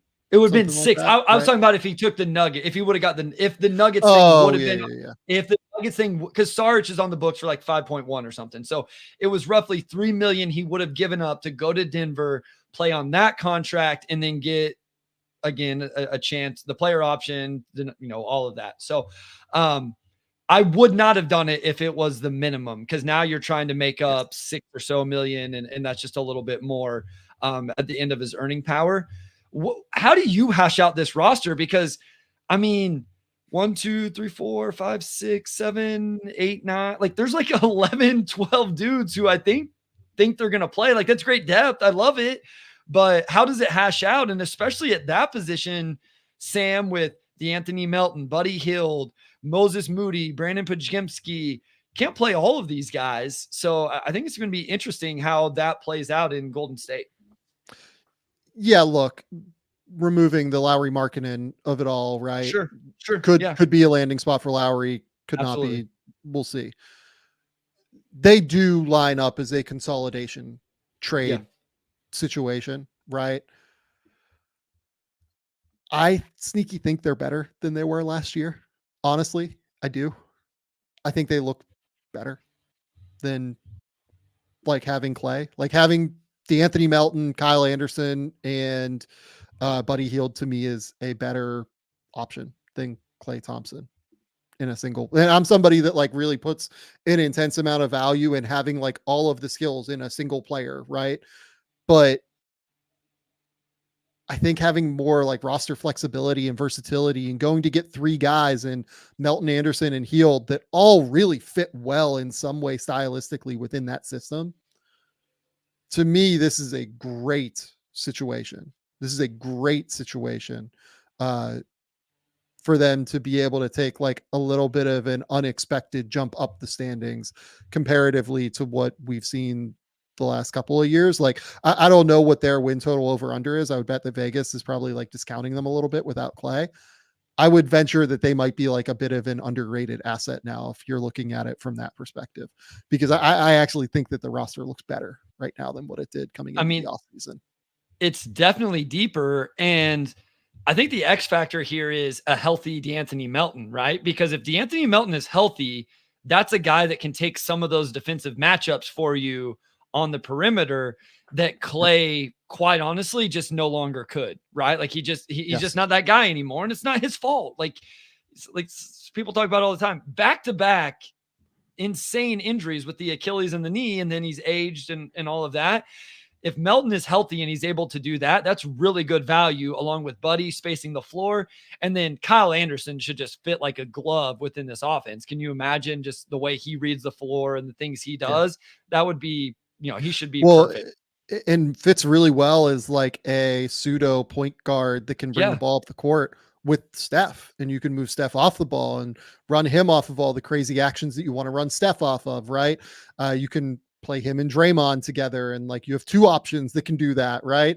You have a bunch of crazy like dribble handoff and a bunch of crazy, screening action options that are going to be fun to watch, I think, in Golden State. So I think the roster looks better. I've seen like Golden State, like media, not at the Athletic. I think the Athletic folks with Golden State have been like very smart and reasonable with all this. I've seen a lot of like the local media. They're like crushing this offseason. I'm just like, I think this makes a lot of sense personally. Yeah. And I mean, this was a team that was 10 games over 500 last year as well. So even though they ended up 10th in the West, they weren't an awful team. And I think I like it if they do and are able to find a consolidation trade at some point, whether it's this off season, whether they get into the season, kind of figure out what they have, what they need, and then make the move. And I'm not even talking about Lowry. Like, I'm not even saying like a huge swing for the fence. My biggest question for them, and we touched on this the last time we recorded, who's the second scorer? Who's the guy that can take some of the load off of Steph to not just have to be unreal night in and night out through the entire regular season? I think they need a huge year from Jonathan Kuminga. He needs to take another step. Obviously, if Wiggins got back to even somewhere close to where he was, but Kuminga, I said it last offseason, I'll say it again, he's an X factor. If he can take another jump, this team gets real interesting. Yeah, and look, like at the end of the day, the Western Conference is so stacked and so insane. Mr. Fluff brings this up in the YouTube comments, right? Like they're not even a lock for the play-in. That's probably true on some level, right? It's just that Minnesota, Oklahoma City, Denver, Dallas, those three, I would say realistically, those three teams, Minnesota, Oklahoma City, and Denver, those are your locks to be playoff teams next year. And then you have Dallas, you have the Clippers, you have the Lakers, you have the Warriors, you have Phoenix, you have Memphis coming back in, you have New Orleans coming back in. Talked about the Kings Houston earlier. We have the Kings obviously as well. And then it's just a loaded Western Conference, right? So again, a team that their offseason seems like it's not over, right? We'll see what they decide to do. But I think that they have a roster that makes a little bit more sense now, especially if you consider that there's another move coming. And maybe depth wins out here, right? Like maybe having 12 dudes gets you into the playoffs because you had 12 dudes.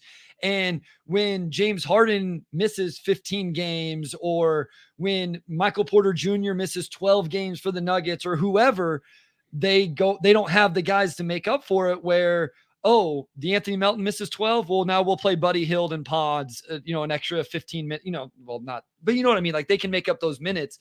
Maybe that's the path in the regular season, at least. Now, what that means in the playoffs, I don't know, but maybe they can make up some ground and win some games because of that. So, And look, like people can discount Memphis for whatever reason, but this team won 56 and 51 games. The 2 years before a catastrophic injury situation hit them, where Ja Morant played how many games, like 8 or something last season. It was 9. I'm sorry. Desmond Bane played 42 games. Marcus Smart played 20 games. Their entire core missed the season basically outside of Jaren Jackson. They're going to be just fine. They're going to be an awesome basketball team. Yeah. I think.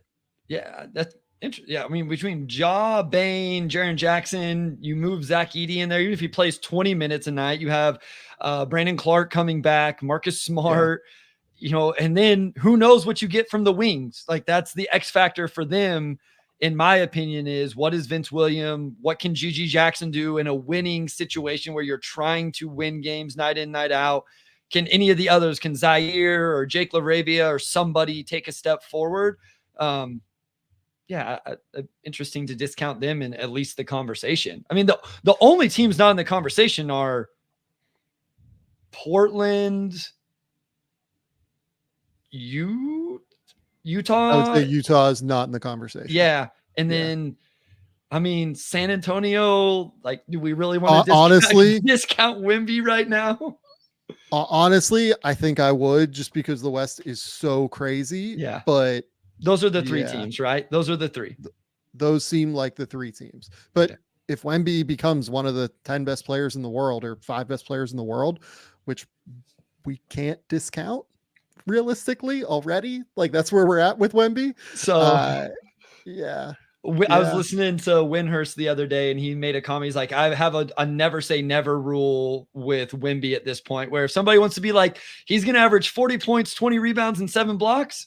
Yeah, maybe, but never say never. Like, it's possible with that guy. Sure. I'm all in. The other team I wanted to talk a lot about was Philadelphia. So they bring in Caleb Martin. This is a great deal for Philadelphia. Awesome deal. It's like a 4-year 32, I think it's 432 because I think they gave him the room. 10 points, 4.5 rebounds, 2 assists, tough defender, shot 45, 35, 79 the last 2 years. Just a really, really good basketball player. Obviously won that Eastern Conference Finals MVP award, has played well against Boston. This is like he immediate starter for them. Now they have like a real starting group of Tyrese Maxey, Caleb Martin, Kelly Oubre, Paul George, Joel Embiid. We'll see whatever they decide to do. What else they can bring in. That is a significant, enormous question for them moving forward. But that is a very, very sharp offensive and potentially defensive, given Joel's presence and what Paul has been able to prove defensively.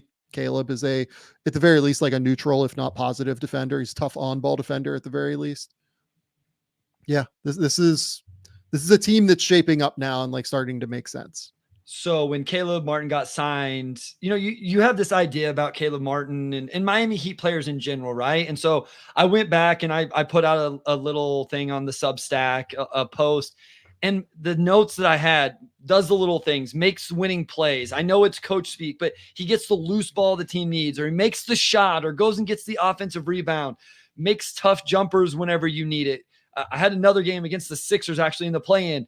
Comes on something comes up with a hustle play from Martin, makes a good off-ball rotation and gets a steal, like just all of these things. And then the playoff numbers are silly. Like they're just ridiculous on 11.6 points per game, 47, 44 shooting splits. The 2 playoff runs, I think combined over the last 2 times, 52, 43, career 40% 3-point shooter on 3.6 attempts, 4.6 attempts in the last 2 seasons. Just the numbers get better in the playoffs. And ideally that's what matters for the Sixers. Like ultimately, I don't know, maybe they don't finish top 3 regular season because Joel will miss some games. Maybe Paul misses some games, but when you need a guy that can play in the playoffs, that's all that matters in Philly. I don't care where they finish in the regular season. They got to go find it in the playoffs. And Caleb Martin is a proven playoff contributor and a guy that makes winning plays for a team. Yep. Let's go to Milwaukee. They have brought in Taurean Prince and DeLon Wright. I mean, they're both like rotation players at the very least, in my opinion. They're back end of the rotation guys at this point. I thought Taurean was a little bit over, taxed in the role he had with the Lakers this year, but Giannis, Dame, Chris Middleton, Brooke Lopez, Bobby Portis, DeLon Wright, Taurean Prince, and then like whatever you get from the Andre Jackson, AJ Green, Marjan, Pat Connaughton, Beauchamp group. Maybe. I don't know. Like I'm a little worried about that team. And then I see like Giannis like leading Greece to the Olympics. And I'm like, oh wait, like what are we like overthinking this? Right? Like Giannis is still unbelievable. Yeah. Yeah. It's probably unfair to Giannis. It seemed like that stuff never clicked. Maybe that's another thing I'm not counting enough is they got a full year of it. Maybe they'll come back. It'll be better. I do think this helps with their depth. I think, Taurean isn't like you said, they're back into the rotation, but getting some guys like DeLon Wright and Taurean Prince to come in and just fill out the rotation, eat up some regular season minutes. I do think it was important. So they're not home runs. They're, maybe not even singles. Maybe they I don't know, but they were needed. They needed some depth on this team. Alec Burks to Miami. That's just like a solid, innings eater. signing to me. Joe Ingles to Minnesota. Solid work. Kyle he'll Anderson replacement. be useful. Kyle Anderson replacement. Exactly right. We got to do it, Bryce. No, we don't. Listen, we're an hour and a half in. Like, surely you want to talk about, Steph Castle's performance last night in the first night of summer league or something, right? We got to do it. I'm sorry. Oh, okay. Simone Fontecchio, 2 years, 16 million. Oh, you started positive. Good for you. Started positive. And Malik Beasley, 1 year, 6 million. Oh, okay. They have signed a lot of shooters now. Tobias Harris, Malik Beasley, Fontecchio. Who am I missing? Traded for Tim Hardaway Jr. Traded for Tim Hardaway Jr. I think that they have. Let's take these two signings on their face. Fontecchio is a great signing, right? Yeah. That's just like a sharp, intelligent move. He's a guy that looked great for them as soon as he entered the rotation. 15 points per game, 43% from three. He's a sharp defender. He's not like a great defender or anything. Like, we don't want to overstate it, but neutral. Knows where he has to be. Doesn't get crushed on that end, right? Like, he's a very neutral defender who brings real shooting value. I just don't like Malik Beasley as a player, really. No statement on the human, but like, this is a minimum guy to me, and they paid him $6 million. Even in like the perfect situation in Milwaukee last season, right? I did not find him to be a particularly positive player on the Milwaukee Bucks experience. He drilled like 41% from three and consistently, made the threes that were given to him. And he was still like a pretty negative presence out there because he is horrendous on defense. And his decision-making to me is like pretty questionable. Yeah, I think somebody in Pistons Twitter actually put it perfect today, is like, let's not overvalue this. He's a 3-point specialist, and that's pretty much it. Malik Beasley's not bringing anything else. And I thought that was well put. They weren't trying to be rude about it. They weren't trying to tell people they were wrong. They were just trying to tell them, like, hey, this isn't anything more than that. And again, I think with a couple of these deals, we saw the Pistons pay for way more than what these guys would have got anywhere else. The only reason that worries me is because for 4 years I said, oh, it's okay. It doesn't really matter. They have plenty of cap space. It's all right. Oh, it's okay. They have plenty. It's not going to hurt them. It's all right with Troy Weaver. And then now we've seen it with Trajan, with the Tobias contract, with the Malik contract. The Simone contract gives me like some confidence there. Like, okay, that one I think was very, very, like, I actually think they got a deal there. I think that was an awesome contract for Detroit. I thought Simone may have got a little bit more. And maybe it's just right on point. So the one thing I will say, here's the one thing, like, all we complained about, and I'm not necessarily looping you in on this, I'm just saying, like, people that watch get floor spacing.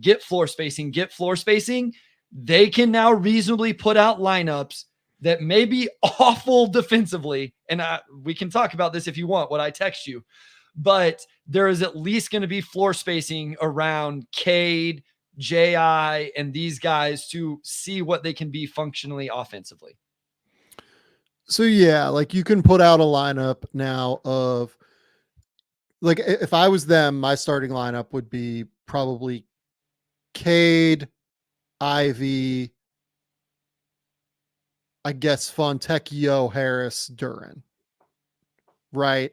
Yep. And then you can, Holland, or you could do off the bench. Holland and Asar off the bench. I don't know how much Ron Holland's going to be playing this year. Just, is a general thought, but we'll see. You can have, with those two guys coming off the bench as non-shooters, you can have Malik in, you can have Tim Hardaway Jr. in. And this is where Isaiah Stewart ability to stretch the floor a little bit would come into play nicely. Hopefully as the 5. 100% as the 5, 100% as the, yes. Yeah. I'm not opposed, I think. They're going to be bad again. Sure. Like, very clearly. I guess that what I do like is that they can put lineups around Cade that at least allow you to know what Cade is. offensively at least. Offensively. But the problem is you had to pay him before you found that answer out. So like, it's not ideal. But anyway. that's not Trajan's fault. And you've said this, but no, it's not Trajan's fault. That part of it is definitely not Trajan's fault. Yeah, like Trajan is, and this is what I told someone too. Like, we don't know who Trajan likes and who he doesn't. You know, maybe he doesn't value Isaiah Stewart. Maybe he doesn't value Marcus Sasser. Maybe he doesn't value Jalen Dirt. You know, I don't know. I have no idea. But it is kind of weird to evaluate as somebody that talks about this team right now, because it's no longer, well, Troy took him number 5 overall. He must have really liked him. Or, Troy liked Jalen Duren because they almost took him number 5 in that draft. This is a completely new guy who we have no idea how he values some of these players. And I'm truly interested in that. Like, yes. Do we see them move Jaden Ivey? Do we see them move Jalen Duren? Do we see them move Asar Thompson? Like, this is totally speculative on my part. I'm just saying, like, do we know what Trajan actually values in these guys compared to Ron Holland, who he just drafted in number 5, and very clearly put a very high value on Ron Holland because decided to turn down trades to do so. Yeah. Right. Like, could very easily move down, but was so attached to Ron Holland that he was like, no, I need to make sure I get Ron Holland by taking him at number 5, as opposed to risking him falling to number 9 whenever he very likely would have fallen to number 9.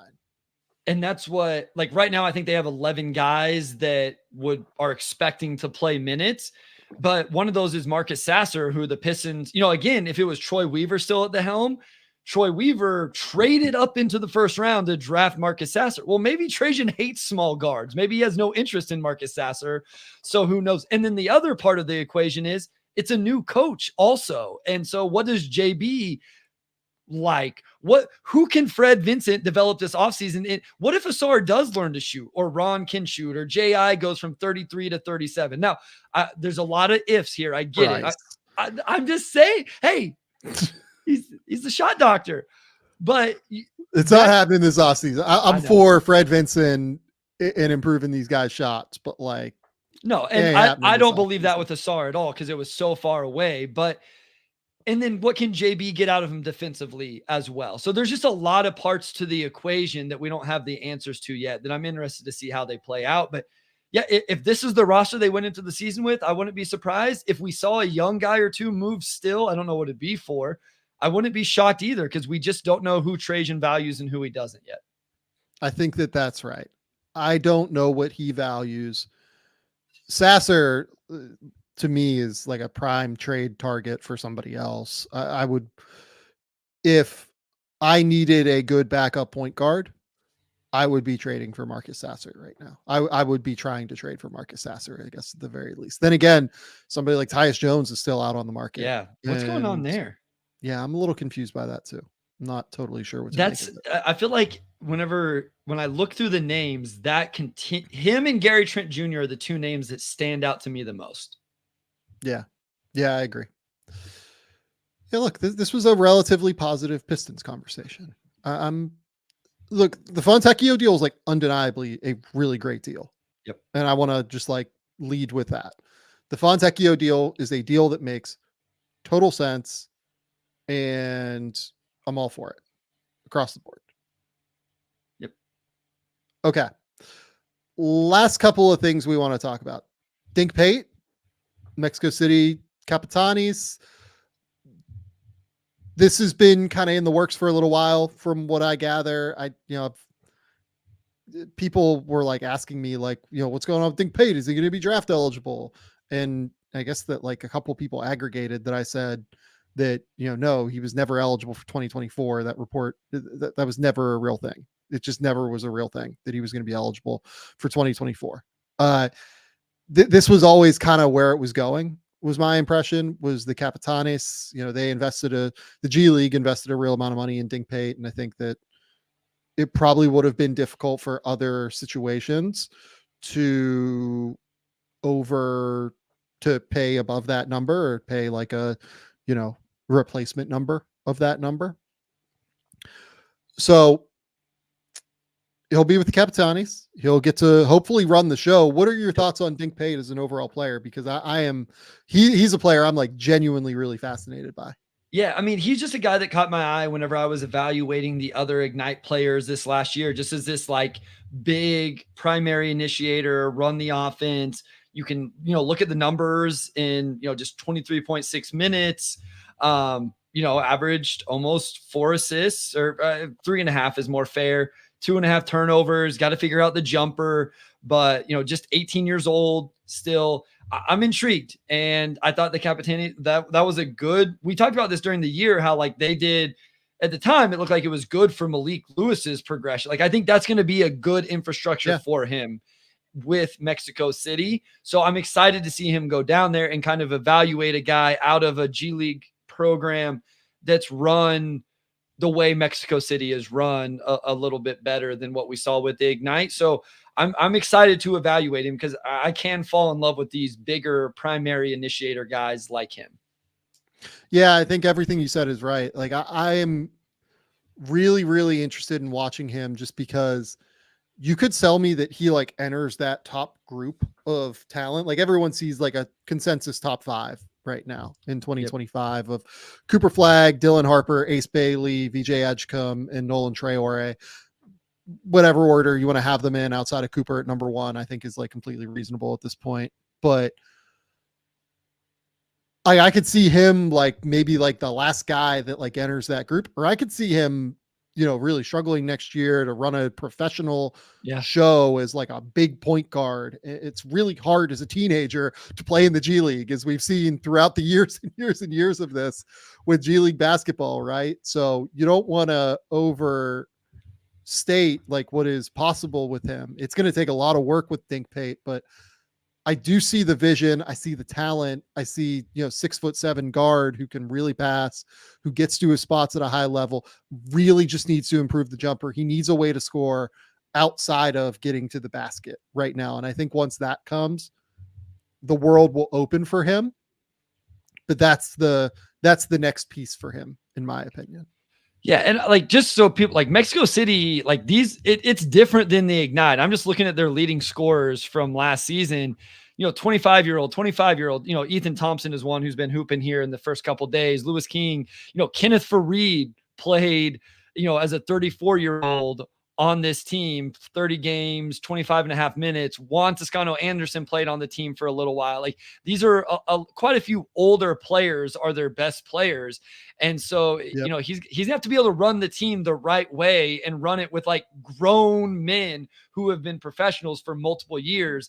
It's not like in the Ignite where you're playing with other 18 and 19-year-olds most of the time, and then you have one guy or two guys on the floor that are a little bit older. So it'll be an interesting, it'll be a little bit more, I feel like, some of these other guys that go play in professional leagues. I'm not as good, but just in terms of who he's playing with, having grown men around him. Yeah, no, I agree. Okay. Summer league stuff real quick. Okay. Steph Castles look great to start. Awesome. I thought he was really good, Sam. I mean, give your notes. Yeah. So I thought defensively he was good. He showed his length. He got beat off the bounce, straight line a couple times. That's going to happen. He's a rookie. I thought he was impactful though. And then offensively, listen, if he is able, I hate overreact. I hate people who take victory laps. I hate when people take victory laps over summer league stuff. So I think somebody I think it was my guy Richard tweeted, just analysis over games. This isn't like saying dead set we are right or wrong. The two things I had the biggest questions about with Steph Castle, he looked really good doing in that game, Sam. He operated the heck out of ball screens. He was snaking. His handle was tight. He was getting wherever he wanted to go. And then he hit 2 different threes that were really impressive. One was deep off the catch.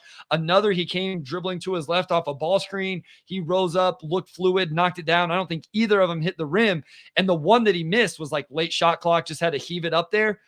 I had Steph Castle in my top 5. You were always higher on him than me. I thought he looked really, really good in that performance. I loved what he did with the ball in his hands. I thought he looked super comfortable doing that. Yeah, I thought he looked solid. Like, I watched the game I watched with Charlotte, right? Did he play again today? I'm not sure. But it's tonight. It actually is just starting if it's even started yet. So he's like playing as we speak, if he's playing. Yeah. The game I watched was the Charlotte game. Yeah. Look, I thought he struggled to finish around the basket. He made a couple of threes, right? Like, passed the ball well. I thought he got to spots at like a reasonable level. And yeah, like I'm glad you brought up the finishing at the basket, because that was one thing I talked to people about coming into, and I thought that did show up a little bit in that game. So, but yeah, I thought he looked good. Yeah. Look solid. Like, I don't know. Like, I didn't want to overreact to it. Like, it's not like he like blew the doors off the place. Right. I was like, yeah, like this is solid. Like he looked really good in terms of what the scouting was. Well, and right? I think why I probably sound higher. I think everything he did is what you already thought he could do, where some of the things he did is where I had some questions. And so seeing him do it, it's summer league competition, all of that. I get it. I was impressed seeing him do those things. I liked it. Yep. And then the other game we have to talk about, I want to talk about Miami, and I want to talk about Kel'el Ware. Okay. I thought Kel'el Ware, I watched his game like from earlier today. Okay. He looked awesome. Like he looked great, Bryce. I can't emphasize it enough. Like he was a 7-foot dude moving out there like a guard, like we hoped he would. Was absolutely crushing it out there. Showed a lot of different ways that he could score. I think he had like 25 points, had a couple post buckets, had a couple of pick and rolls to the rim. Man, was he good. Just the defense is still like not quite active and like reactive enough for me, but he had like flashes where I was like, man, this is really impressive. Man, he looked good. If you would have told me he was going to land in a situation like Miami, I would have had him much higher than where I ended up with him. I think I ended up with like 25, 26 on my board. But I mean, in that situation, it's never been a question about the tools with Kel'el. It's been about staying active and like engaged in the play on defense and like with everything. And man, he's looked like he's going to get the fullest ability out of his tools in this summer league game to this point. So I've watched both of his games. Saturday, I left not crazy impressed. I didn't think he was great. I thought he did the big man stuff really well today. I did like some of the duck ins and then the quick left shoulder, right hand hook. He play finished really well.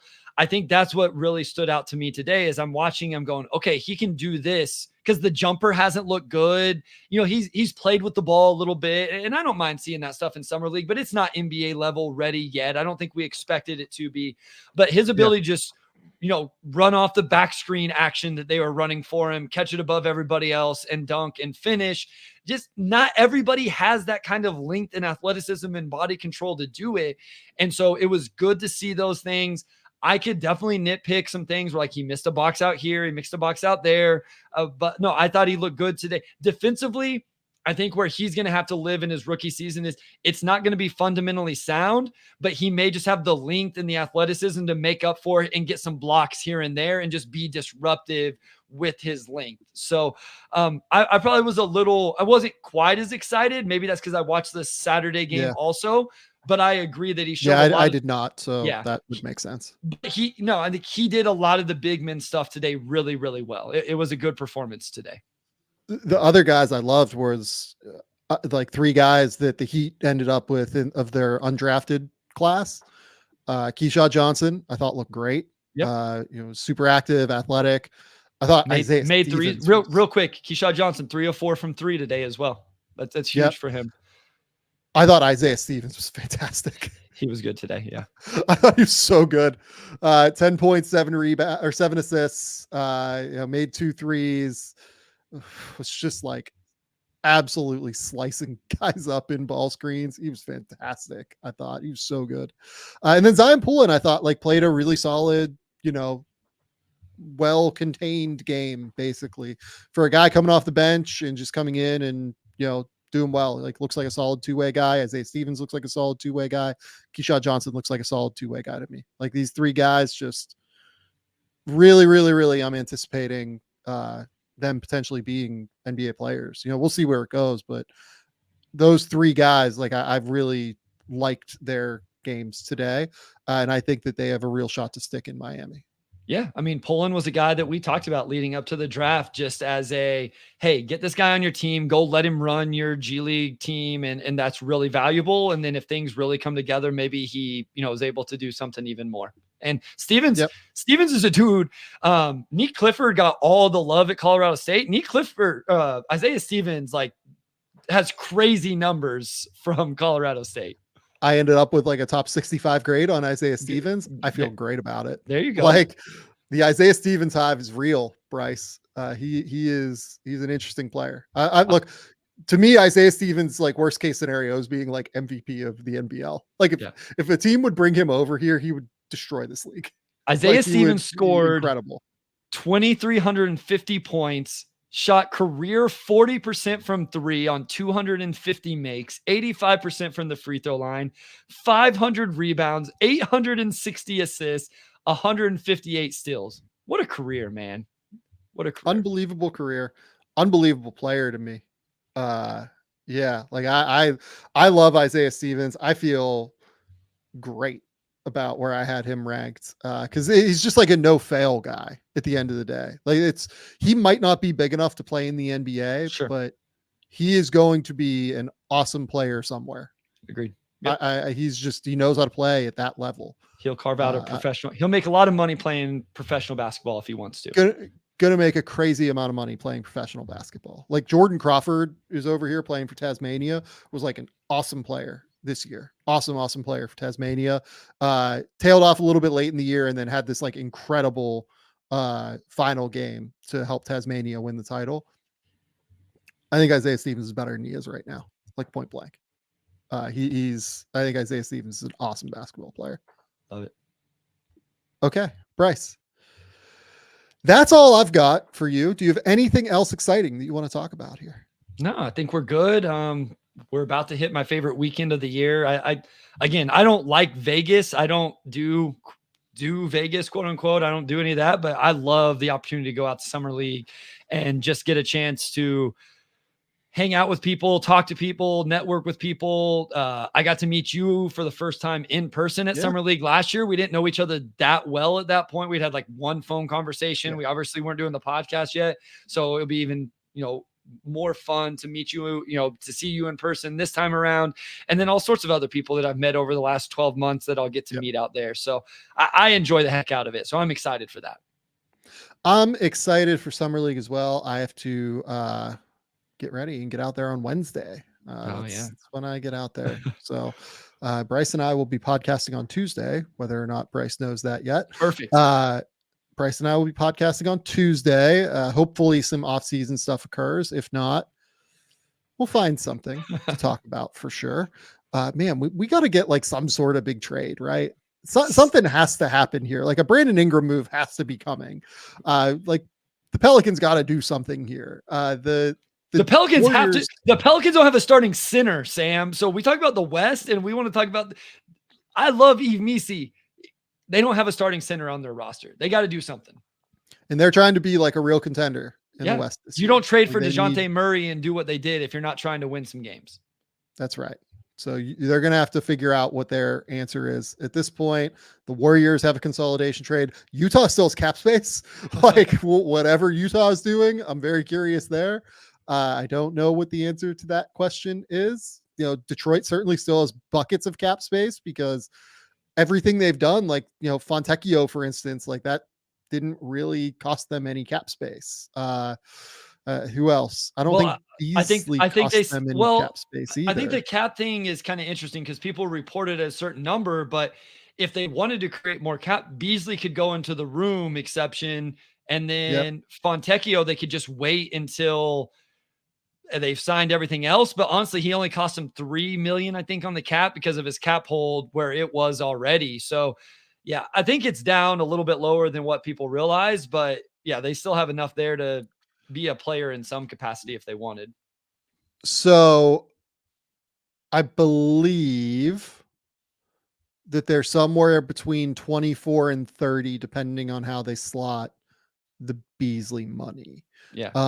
The Fontecchio thing, if they do it into the room exception, it lets them remove his $5.2 million cap hold. Oh, okay. and then they can replace it just with like a roster hold, Gotcha. right? Yeah. Which is $1.1 million. So it gives them like 4 million extra potentially. Now I can't remember if that was before or after the Beasley. I think it was after the Beasley signing, honestly. Yeah. I think they're at like 30 million still if they really wanted to like mess with this a little bit. So I don't know. Like, we'll see what they decide to do. They can really kind of throw some fun configurations, like, and be a third team in trades. That's what right I'm waiting now. for.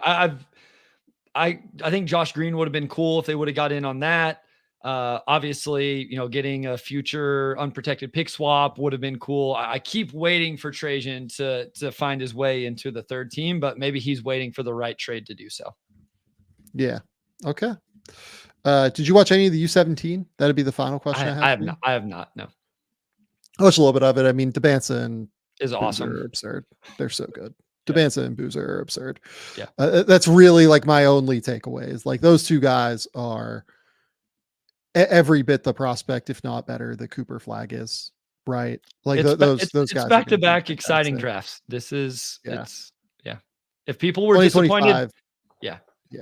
If people were disappointed this year, they're not going to have to be the next couple. Yeah, they're going to be so good. They look like both of those guys look like genuine number 1 overall picks to me right now. Yeah, that's where we're at this point. I haven't seen a ton of the other teams for the U17s yet. I'll get to that at some point. Okay, Bryce, tell the people where they can find your work. Tell the people what's going on. Yeah, just Motor City Hoops on Twitter. Follow me over there. Anything I put out, whenever moves have happened, I've tried to put together a quick little post over on Substack, just some stats, and then I put my raw notes from games I watched throughout the year. So it's a quick read. Okay, take you a few minutes. It's nothing super structured or organized, but maybe just a little bit of feel for who these guys are. I have those out already. So follow me over there. If you want to listen to a Pistons podcast, Pistons Pulse. Otherwise, right here, Game Theory Podcast with Sam Vecenie. Love it.